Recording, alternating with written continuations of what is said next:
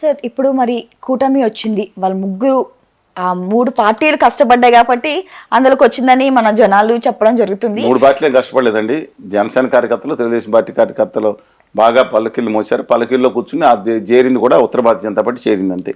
So మరి ముందు 0.5% ఓట్లు ఉన్నాయండి వాళ్ళకి. వాళ్ళు చెప్పడం ఏంటండి, ఆ ఓట్లు కూడా ఎక్కువ మంది ఉత్తర భారతీయ జనతా పార్టీ అంటే అభిమానం ఒక విరోచిత వర్గం ఒకటి ఉంది. ఆ వర్గం వాళ్ళు ఎక్కువ శాతం, వాళ్ళ వర్గం ఒకటి ఎక్కువ శాతం పడలేదండి తెలుగుదేశం జనసేన కూటమి. సరే చెప్పండి. మరి కష్టపడ్డారు ముగ్గురు, ఎంతవరకు ముగ్గురు కాదండి, ఇద్దరే పల్లకీలు ఎక్కింది వాళ్ళు. ఇద్దరే కష్టపడ్డారు. సో కానీ చేరింది మాత్రం ముగ్గురు. ఇప్పుడు ఆఫ్టర్ రిజల్ట్ అలాగే ఉంటారా, ఒకటే బాటలు నడుస్తారా, లేకపోతే చీల్చే అవకాశాలు ఏమైనా కనిపిస్తున్నాయా? ఉత్తర భారతీయ జనతా పార్టీ ప్రవేశపెట్టిన ఆపరేషన్ బిరడా, అప్పుడు సినిమా యాక్టర్ శివాజీ గారి ఆపరేషన్ గరుడా చెప్పారు, చాలా సక్సెస్ అయింది. ఆయన చాలా విమర్శించారు కానీ ఆపరేషన్ సక్సెస్ అయింది. ఈ బిరడా అనేది ప్రత్యేక కార్యక్రమం అని చెప్పి ఇంతకుముందు కూడా చెప్పాను. ఈ బిరడా అంటే తెలుసు కదండి, సీసాలో పెట్టి బిరడా చేసే ముందు పాత చేయడం అనమాట. ఇందులో మొట్టమొదటికి బిరడాలు ముగ్గురు బిరడాలు పెట్టారు. ఒకటేమో తెలంగాణ రాష్ట్రంకి కేసీఆర్ గారిని సర్వహింసలు పెట్టి అనుకోని సమయంలో అనుకోని విధంగా ఆయన ఇబ్బంది పెట్టి దాని పార్టీని ఫినిష్ చేస్తే కానీ ఇది రాదనే ఉద్దేశంతో చాలా వరకు సక్సెస్ అవుతున్నారు వాళ్ళు. చూశారు మీరు, తెలంగాణలో 0 స్థాయి తీసుకొచ్చారు పార్లమెంట్ ఎన్నికల్లో. 38% ఓట్లు వచ్చింది, వాళ్ళు 18% పడిపోయింది. బీజేపీ 30%, కాంగ్రెస్ 40% వెళ్ళిన పరిస్థితి కనపడుతుంది. ఇక నెక్స్ట్ వైఎస్ఆర్ తెలుగుదేశం చేసేద్దామని విపరీతంగా ప్రయత్నించారు. చంద్రబాబు నాయుడు గారిని అవమానకరంగా చూశారు. ఇది ఇతను ఏటీఎం అన్నారు, ఆ పార్టీని మీ దేంట్లో సీనియర్ నాకంటే అవినీతిలో సీనియర్, వాళ్ళ కొడుకుని వాళ్ళ మావయ్య గారిని కత్తేసి పొడి చేసేట్టున్న సీనియర్ని అత్యంత భయంకరంగా మాట్లాడి విమర్శించారు. అప్పుడు గౌరవ ప్రధానిగా ఉంటేనే విమర్శించారు ఆయన. అందువల్ల బీజేపీ తెలుగుదేశం వేసేద్దాం అనుకున్నారు. తెలుగుదేశం కార్యకర్త బలం ఉన్న పార్టీ అండి. డెఫినెట్గా మా పార్టీని విభేదించే వాళ్ళు కూడా ఒప్పుకోవాల్సిన పరిస్థితి. కార్యకర్తలు ఉన్న పార్టీలో, బూత్ కమిటీలు ఉన్న పార్టీలో ఎన్టీ రామారావు గారు పెట్టినా చంద్రబాబు నాయుడు గారు ఆ ఆర్గనైజేషన్ నిర్మించుకుంటూ వెళ్ళారు. అది తిరిగి నిలబడింది. దానికి కారణం ఏంటంటే జగన్మోహన్ రెడ్డి గారు చేసిన అనాలోచితమైన కక్షాదించర్లు. ఆయన 50 తప్పులు చేస్తుంటే మంచి పనులు 10 కూడా చేయలేదని నేను ఎందుకు అంటానండి. ఆయన బంద్ చేసేవాళ్ళు మాట్లాడుకోమని, ఇటు బంద్ చేసుకోమంటారండి. మంచి పనులు కూడా కొన్ని ఉన్నాయి, ఐఎమ్ నాట్ డినైయింగ్ దట్. కానీ చెప్తున్నా, ఆయన కష్టపడి తీసుకురావటం ఇవన్నీ జరిగినాయి. లేకపోయి ఉంటే తెలుగుదేశం పార్టీని ఏ రోజు ఫినిష్ చేసి ఉండేవారు 2018 ప్రకారం. కానీ ఈయనకన్నా చంద్రబాబు నాయుడు గారు చాలా వాళ్ళు అనుకుంటారు చాలా ముద్రని, ఇన్ సీజన్ పొజిషన్. దాంతో ఈయన ఆ చేతిలో ఉన్న పెట్ట జగన్మోహన్ రెడ్డి గారు అటు 10 కేసులు 50 కేసులు పెట్టుకున్నారు. ఎప్పుడు కావాలంటే అప్పుడు వేసి వచ్చాయని ఆయన ఉద్దేశంతో. చంద్రబాబు నాయుడు గారిని అదుపులో పెట్టుకుంటానికి అనుకుంటా, అంటే కేంద్రానికి తెలియకుండానే దక్షిణాదిన స్టాల్ వాట్ పొలిటీషియన్ అయిన చంద్రబాబు నాయుడు గారిని అరెస్ట్ చేసి 3 రోజులు జైల్లో పెట్టే ధైర్యం ఉంటుందండి? ఎంత ఒక్కడైనా ఆయన తెలియకుండా జరుగుద్దా? అప్పుడు ముఖ్యమంత్రి గారు విదేశంలో ఉంటారు, కేంద్రం ఉండాలని తెలియకుండానే జరుగుతున్నది. ఆయన పెట్టి వేధింపులు, నేనంటే కేసులు ఉన్నాయి, వేధింపులు చేసింది, అంత నానా హింసలు పెట్టింది తప్పు కదా. ఆఖరికి వాళ్ళే విడిపించినట్టు మళ్ళీ కళ్యాణ్ బాబు వచ్చి నేను మీతో ఉంటానని మాట్లాడారు. విషయం చూశారు మీరు. ఆయన అప్పటికే భారతీయ జనతా పార్టీలో పొత్తులో ఉన్నారు. చేసినట్టు వచ్చి ఇవాళ అందుకని వాళ్ళు ఫినిష్ చేసిన ముందర ఏమనుకున్నారు, చంద్రబాబు నాయుడు గారిని లొంగ తీసుకోవాలనుకున్నారు. ఇప్పుడు చంద్రబాబు నాయుడు గారు కూడా జగన్ గారిని తట్టుకోవడం కష్టం అనుకునే ఉద్దేశంతో అందరం ఆయన సలహాదారులు ఎవరో దిక్కుమాల సలహాదారులు కొంతమంది ఆయన తెలియదు కానీ ఇంతకుముందు ఆ పరకాల గారు పట్టుకున్నారు సలహాలని. ఆయన వెళ్ళిపోయి అనుకుంటే మారి మంచి మనిషి అయిపోయారు. ఆయన ఆ పక్కన పెడదాం. కానీ ఇవాళ ఈయన భయభ్రాంతికి గురి చేశారు. అమ్మో అని చేస్తాను తీసుకెళ్ళి భారతీయ జనతా పార్టీ వాళ్ళు. ఆ టైంలో సర్వేలు చూసుకుంటే బీభత్సంగా 150-160 వచ్చేటట్టు కనపడుతుంది. అందరూ లట్టుకుని వేసుకొని వచ్చి 0.5 లేని వాళ్ళకి 25% సీట్లు తీసుకున్నారు. ఇచ్చిన ఆయనకి బుర్రలేదు, తీసుకున్న వాళ్ళకి సిగ్గు ఎలాగ ఉండదు. అంటే ఇదంతా బీజేపీ ఒక బీజేపీ ఉత్తర భారత బీజేపీ కాదండి. బీజేపీ అని శ్యామాప్రసాద్ ముఖర్జీ గారు లాంటి గొప్ప మహానుభావుడు, మదన్ మోహన్ మాలవీయ గారు స్థాపించిన 1915 పార్టీ. అలాగే ముఖర్జీ గారు అంటే ప్రాణాలు అర్పించాడు కాశ్మీర్ కోసం, దేశం కోసం. వాజ్పేయి గారు గొప్ప పార్టీ, సికిందర్ భక్త్ గారు, అనేక మంది ఉన్న పార్టీ.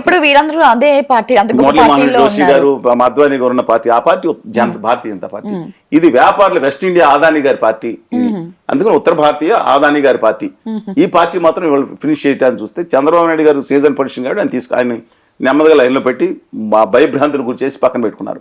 ఇక ఆ పార్టీ ఫినిష్ చేయడం కష్టం కాబట్టి జగన్మోహన్ రెడ్డి గారిని పడ్డారు.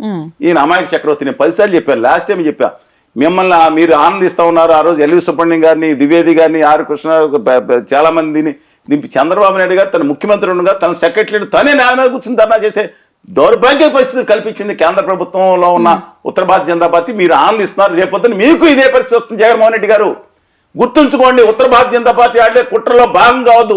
మీలో మీకు గొడవలు పెట్టేశారు, సైకో శాడిస్ట్ అని గొడవలు పెట్టి తీర్చుకుంటున్నారు, కసి తీర్చుకుంటున్నారు. నా తెలుగు జాతిని తన బానిసలుగా చేయదలుచుకున్నారు. జగన్మోహన్ రెడ్డి గారు డూయింగ్ ఏ మిస్టేక్ అని చెప్పాను. ఒప్పుకోలేదు. చంద్రబాబు నాయుడు అరెస్ట్ కూడా ఒకటి అదే పాత్రలో తన ఆనందాన్ని చూసుకోవడానికి బీజేపీ వాళ్ళు దాంట్లో చేశారా లేదని కాలం చెప్తుంది. I'm not here to confirm everything. But ఇవాళ ఏం జరుగుతుంది, వైఎస్ఆర్ కాంగ్రెస్ పార్టీని ఫినిష్ చేయడానికి వాళ్ళు మిగతా వాళ్ళని 11 మంది, ఇవాళ 15 మంది ఎంపీలు ఉన్నారు, 11 మంది ఎమ్మెల్యేలు ఉండొచ్చండి, 39 మంది 40 మంది ఎమ్మెల్సీలు ఉన్నారు వాళ్ళు వైఎస్ఆర్ కాంగ్రెస్ పార్టీకి. ఇవాళ తెలుగుదేశం పార్టీలోని 5 పార్లమెంట్ సభ్యులు 4 ఎత్తుకుపోయిన విధంగా ఇవాళ గద్దలా కాల్చుని కూర్చుంది ఉత్తర భారతీయ జనతా పార్టీ. వినయంగా తను కూర్చొని తన శక్తినంతా తీసుకెళ్లి బీజేపీ దగ్గర తాకట్టు పెట్టిన, రాష్ట్ర ప్రయోజనాలే పక్కన పెట్టిన జగన్మోహన్ రెడ్డి గారిని స్పేర్ చేయలేదు. చంద్రబాబు నాయుడు గారు 4 సంవత్సరాలు ఎంత విధేయంగా ఉన్నారు జగన్ రాష్ట్రం కోసం, తన అమరావతి కోసం కేంద్ర ప్రభుత్వం దగ్గర స్పేర్ చేయలేదు. ఇవాళ ఆయన్ని తగ్గించేసి ఆయనకి కాంగ్రెస్కి సగం ఓట్లు పంచేటట్టు చేసుకుని తర్వాత తెలుగుదేశం పార్టీని వేసేయడానికి కూడా సిద్ధపడుతున్నాను. దయచేసి ప్రతి ఒక్కరు తెలిసింది, ఉత్తర భారతీయ జనతా పార్టీని నమ్మొద్దని చెప్తున్నాను. ఆ కుట్రలో దయచేసి భాగం కావద్దని ఇవాళ రైట్ టైం వచ్చింది, కేంద్రంలో తమ మీద ఆధారపడి వచ్చింది, రేపు పొద్దున బ్యాకప్ పెట్టుకుంటున్నారు. ఆ లోపే దయచేసి చంద్రబాబు నాయుడు గారు ఇవాళ ఆయనకి ఇవాళ ప్రమాణ స్వీకారం చేయబోతున్న సందర్భంలో కూడా ఖచ్చితంగా శుభాభినందన తెలుపుతున్నాను. మన రాష్ట్రం కోసం ఒక ముఖ్యమంత్రిగా 164 స్థానాలు సునామీతో వచ్చిన వారికి, అలాగే అండగా ఉన్న కళ్యాణ్ బాబు గారికి, అలాగే మంత్రివర్గంలో ప్రమాణ స్వీకారం చేయబోయే అందరికీ కూడా నేను శుభాభినందన తెలుపుతున్నాను. మంచి జరగాలని కోరుకుంటున్నాను. 6 దాని గురించి కూడా మాట్లాడదాం, కేంద్ర మంత్రి గురించి. వాళ్ళు చాలా జాగ్రత్తగా ఉండాలని చెప్పి మాత్రం కోరుకుంటున్నాను. ఇప్పుడే రైట్ టైం. 4 రోజులు అయితే మీరు సాధించుకునేది కష్టం అవుతుంది. ఇప్పుడు రైట్ టైం కాబట్టి సాధించుకోమని చెప్పి మై హంబుల్ రిక్వెస్ట్ వినయంగా వారిని అడుగుతా ఉన్నాను. సార్, గతంలో మేనిఫెస్టోలో హామీలు చాలా తక్కువ, ఇప్పుడుతో పోల్చుకుంటే ఇప్పుడు చాలా ఎక్కువగానే ఇచ్చారు గతంతో పోల్చుకుంటే. సో మరి అవన్నీ నెరవేరుస్తారా? అది సాధ్యమేనా? పార్టీగతంగా మాట్లాడుకోవాలి. కొంతమంది బాధలు అవుతాయి, మనోభావాలు, వీళ్ళ మనోభావాలు దెబ్బతింటూ ఉంటాయి. ఎన్నిసార్లు నాకు ఎంఐఎం పార్టీ, సిపిఐకి, సిపిఎంకి, కాంగ్రెస్కి, తెలంగాణ రాష్ట్రానికి, తెలుగుదేశానికి, వైకాపాకి, డిఎంకేకి అన్నిటికీ ముందు పెట్టారు. ఇక రిపబ్లికన్ పార్టీ, డెమోక్రాటిక్ అమెరికాల పార్టీ పెట్టారు దిక్కుమాల బ్యాచ్లు.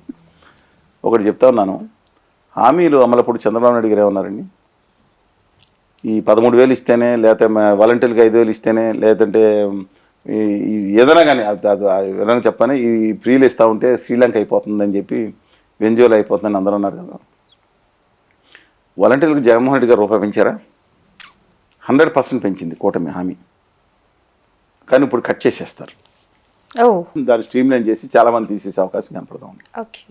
రెండోది, సచివాలయ ఉద్యోగులు తీయడానికి వీలేదు, ప్రభుత్వ ఉద్యోగులు వాళ్ళు. సరే, రెండో విషయం ఏంటంటే 4,000 పెన్షను, పాత 2-3 వేలు కూడా కలిపి ఇస్తారని చెప్తున్నారు. జూలై 1 తారీఖున ఇవ్వాల్సిన బాధ్యత కేంద్రం వైపు చూడాలి. ఒకటి, అది కాకుండా ప్రతి మహిళకి ఇంకా కండిషన్స్ నాట్ అప్లైడ్. 18 ఏళ్ళు దాటిన ప్రతి మహిళకి పాకెట్ మనీ కిందో, ఆసరా కిందో 1,500 రూపాయల సంవత్సరానికి 18,000 ఇవ్వాలి.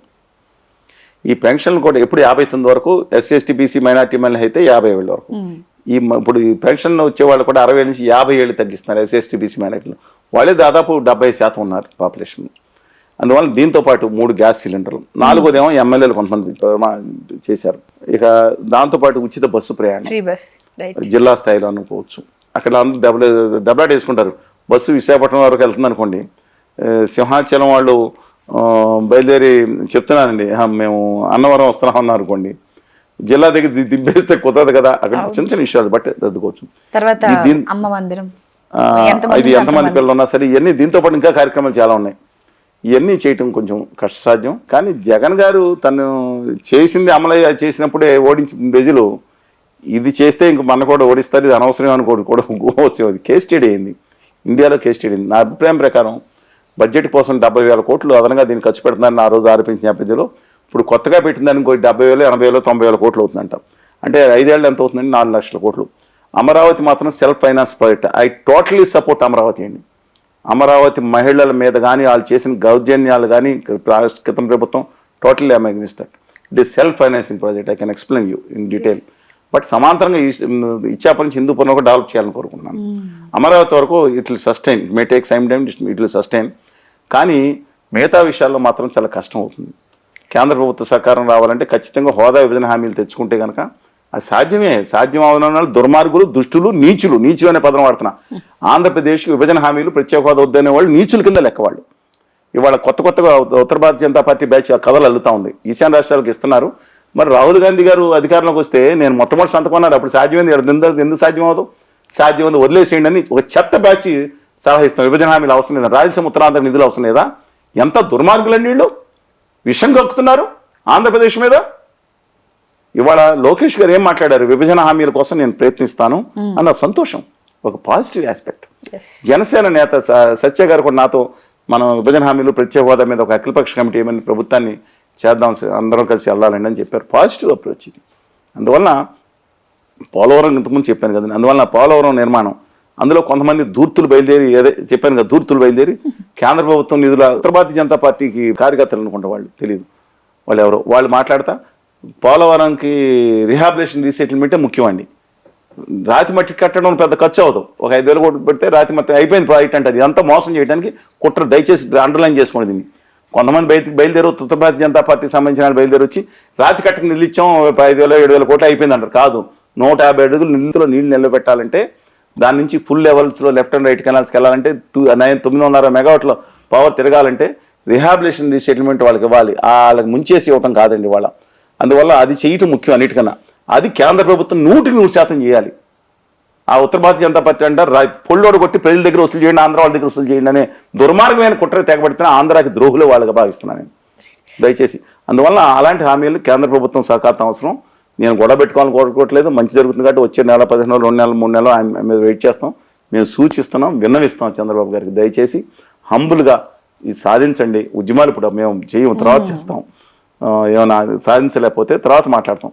పూర్తిగా వాళ్ళ రాష్ట్ర ప్రభుత్వానికి సహకారం అందించాల్సిన అవసరం ఉంది అందరూ కూడా. ఈ సమయంలో డెఫినెట్గా ప్రతిపక్షం కూడా, నేను జగన్మోహన్ రెడ్డి గారు కూడా విజ్ఞప్తి చేస్తున్నా, మీరు మీ ప్రతిపక్షం కూడా వాళ్ళ అఖిలపక్షం ఇస్తే సహకరించండి.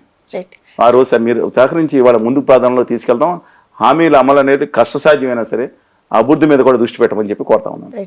సో ఒకవేళ అమల్లోకి చేయాలని ఒక్క పార్టీకైనా ఆలోచన ఉంటే ఈ 3 పార్టీలు ఒక బాట మీద వెళ్తాయి అంటే, ఒక ఆలోచన అంటే చంద్రబాబు గారి ఆలోచన మీద ఈ 2 పార్టీలు కూడా ఏకీభవిస్తాయి. ఇంకే పార్టీ లేవా ఆంధ్రప్రదేశ్లో? సిపిఐ వామపక్ష పార్టీలు లేవా?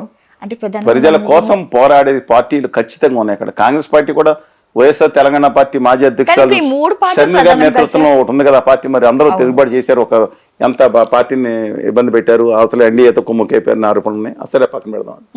అందులో అద్భుతమైన నాయకులు ఉన్నారు కాంగ్రెస్ పార్టీలో. రాహుల్ గాంధీ ఈ విషయంలో మాత్రం రాహుల్ గాంధీ గారికి ఆంధ్రప్రదేశ్ ప్రత్యేక హోదా ఇచ్చినందుకు ఆ విషయంలో సెలెక్ట్ చేయాల్సింది. సో మరి ఒకవేళ చంద్రబాబు గారు అమలు చేద్దామన్న ఆలోచనలో ఉంటే ఈ 2 పార్టీలు మరి ఏకీభవిస్తాయా, సపోర్ట్ చేస్తాయా? ప్రత్యేక హోదాకు విభజన హామీల కోసం 100% వైఎస్ఆర్ కాంగ్రెస్ పార్టీ సపోర్ట్ చేస్తానని భావిస్తున్నాను. సిపిఐ సిపిఎం పార్టీలు ఉద్యమ పార్టీలు ఉన్నాయి. కాంగ్రెస్ పార్టీ నినాదమే అదే రాహుల్ గాంధీ గారు చెప్పిన తర్వాత అవుతుంది. రాష్ట్రంలో ప్రజానీకం 90% మంది మరి ఉత్తర భారతీయ జనతా పార్టీ మాయలో పడి ఆంధ్రప్రదేశ్ మీద విషం గక్కే వాళ్ళు తప్ప ఖచ్చితంగా ప్రతి ఒక్కరు చంద్రబాబు నాయుడుగా తీసుకునే తమ హక్కుల కోసం, విభజన హామీల కోసం ఆయన ఏదైతే తీసుకున్నారో ప్రతి ఒక్కళ్ళు మద్దతు ఇవ్వాలని కోరుతా ఉన్నాను. ఇవ్వని వాళ్ళు ఆంధ్రప్రదేశ్కి ద్రోహమే. వాళ్ళు దొంగ కబుర్లు చెప్పేవాళ్ళు, ఇది అక్కర్లేదని అటు ఇటు ఆడేవాళ్ళు మాత్రం ఆంధ్రప్రదేశ్కి అన్యాయం చేసేవాళ్ళు కానీ భావిస్తున్నాను. Let's support the chief minister Chandrababu Naidu గారి ఇష్యూ కాదు, ఆంధ్రప్రదేశ్ ముఖ్యమంత్రిగా ఉన్నారు కాబట్టి let's support him in this cause. నేను మిగతా ఇన్ దిస్ కాజ్లో సపోర్ట్ చేద్దాం. రాష్ట్రం బయటపడే అవకాశం ఉంది. రాష్ట్రం చచ్చిపోలేదు, జనాలను చచ్చిపోలేదు, ఏమో నాశనం అయిపోయింది. 50 ఏళ్ళు అంటున్నది, 50 ఏళ్ళు అని ఆయన చేసిన దుర్మార్గ పాలన కొంత ఉంది, కొన్ని మంది పని చేసి ఉంటుంది. రాష్ట్రంలో అద్భుతమైన యువత ఉన్నారు. ఇవాళ ఎక్స్పోర్ట్స్ 1,60,000 కోట్లు పెరిగిపోయినాయండి, చాలామంది తెలియదు. 2019 మీద పోల్చుకుంటే ఇండస్ట్రీస్ కొన్ని అమరాజు లాంటివి పంపిస్తే బలవంతమైన దుర్మార్గం, కానీ మిగతా చోట్ల పాజిటివ్. అందుకే రాష్ట్రం చచ్చిపోలేదు, యువత ఉన్నారు, సంపద ఉంది. ఓన్లీ కావాల్సిన కేంద్రం అండ, ప్రత్యేక హోదా, విభజన హామీలు. లేదంటే అక్కడక్కడ ఏదో ఫ్యాక్టరీలు వస్తూ ఉంటాయి, ఏదో డామ్ డిస్కొని టీవీలో వేసేస్తారు, వచ్చేసినాయని, లులుమాలు వచ్చేసింది, 1,00,000 ఉద్యోగాలు పోయినాయని. ఆ లులుమాల్ లేదంటే హైదరాబాద్లో అందరూ మంజరి మాలని ఒక మూసేసిన మాల ఒకటి ఉంది, ఆ మాల్లో తీసుకెళ్ళి 4 ఫ్లోర్లు పెట్టారు. చూడండి, 1,00,000 ఉద్యోగాలు పాస్టలైజ్ చేసుకుంటున్నారు. లులుమాల 1,00,000 ఉద్యోగాలు వచ్చేస్తుంది. దాని గురించి కాదు, అక్కడ పెద్ద పెద్ద కంపెనీలు, ఇన్ఫోసిస్ లేదంటే హెచ్సిఎల్ అప్పుడు ప్రయత్నం చేశారు. అలాంటివి కనుక వస్తే సాఫ్ట్వేర్ అద్భుతంగా డెవలప్ అవుతుంది. ఇండస్ట్రీస్, క్యాన్సలరీస్ అద్భుతమైన సీ కోస్ట్ ఉంది, అద్భుతమైన యువత ఉన్నారు, ప్రజలు ఉన్నారు. అందుకని రాష్ట్రం చచ్చిపోలేదండి. ఏమో అది శ్మశాల నుంచి నిలబడ్డాలని మాటలు మాట్లాడద్దు. ఆంధ్రప్రదేశ్ శ్మశాన అనే వాళ్ళు ఆంధ్రప్రదేశ్ ద్రోహులు. అప్పుడు అమరావతి అన్నారు కదా కొంత చెత్త ఫెలోస్. అందువల్ల దయచేసి ఆంధ్రప్రదేశ్ని ఎప్పుడు అనొద్దు. జీవం ఉన్న ప్రాంతం కాకపోతే అన్యాయం చేసింది కేంద్రం, దాన్ని ఆదుకోనుకో. My love for nutritious food choices, healthy lifestyles and helping people cultivate these changes in their daily lives motivates me. I have explored a few options, but Sun Institute is the obvious choice for my journey. Sun International, Hyderabad, Visakhapatnam.